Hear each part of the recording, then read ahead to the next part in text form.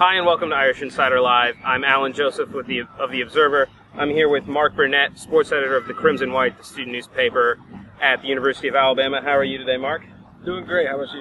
I'm enjoying the sun and the beach behind us, so it's pretty good out here. Great weather. Well, we're only a couple days away from the big game. Excitement's building. What do you think now that you're here? Give us a little preview of the game from your perspective. I think it's going to be a great game. Two great programs. Obviously, you couldn't ask for a better matchup than what we got, Alabama and Notre Dame. I think the difference is going to be which team can kind of impose their will. Both teams want to stop and run. Both teams want to run the ball, but which team is going to be able to do it? Alabama had 350 rushing yards against Georgia. Will they be able to get close to or even duplicate that performance? And that's what it will come down to.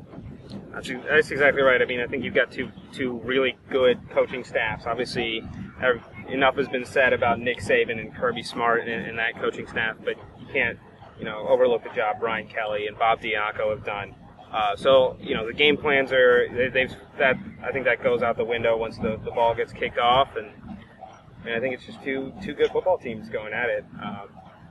The biggest question I have for the Notre Dame side, Everett Golson, redshirt freshman quarterback, is he ready for this big stage? Well, I think so. I mean, he struggled early in this year. I mean, first time, going over to Ireland for his first start, game against Michigan, primetime game at home, and he really struggled under the bright lights. But by the second half of the season, you look at a game like Oklahoma, all sorts of hype around that game. And he had his best performance of the year on that stage. So I think he's ready. He's a pretty calm kid now that he's settled into his role, and he's really come out of his shell. No Tommy Rees excited? It wouldn't entirely surprise me to see Tommy Rees. But at the same time, I think most Notre Dame fans are hoping that Golson plays well enough that they don't need Rees. Yeah. But I don't know. If, let's say, the Notre Dame defense can stop the Alabama rushing attack, can A.J. McCarron go out and be the reason, not just hand the ball off to Lacey and Yeldon and make a couple of passes when he needs to? Can he be the guy that wins the game for Alabama? Yeah, I think he can. I mean, if you watch 2011 National Championship, they came out with every intention to make him the guy. I mean, he was offensive MVP of that game last year. Came out throwing. They threw on first down, threw to the tight ends, threw to the running backs. Amari Cooper is the guy really to look out for. If Notre Dame is struggling to stop the run and if they're having to bring another guy up to blitz, then you're going to have that safety back because Cooper can really fly. Another guy they're trying to get back who can fly as well is Kenny Bell, wide receiver, broke his leg. He's been practicing but hasn't been clear for contact. Kevin Norwood. I think they're going to get tight end Michael Williams really involved. But yeah, I definitely think McCarron can win the game if asked to because he's done it before on the big stage. Against a team like LSU. LSU, yeah. I was just about to mention that Alabama has played its share of epic games this year, and so has Notre Dame. I mean, both teams have shown the ability to win in the fourth quarter. So I don't know. It's going to be an interesting game. I think it's going to come down to the fourth quarter. I think it's going to come down to one or two big plays.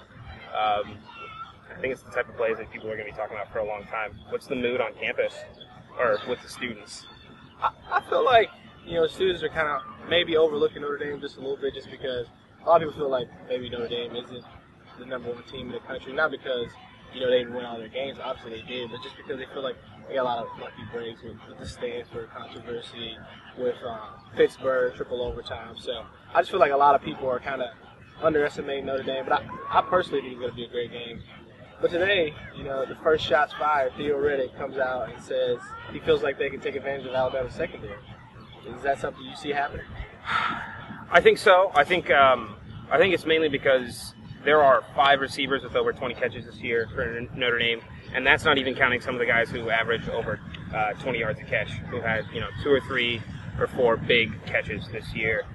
So I think that it's not so much a question of the secondary. Obviously, you got a guy like Clinton Dix back there who's very, very athletic, but it's just that there's so many people to cover, and you can't just lock down Tyler Eifert and T.J. Jones, because that leaves DeVaris Daniels and Robbie Toma open. So there's a lot of options for Golson.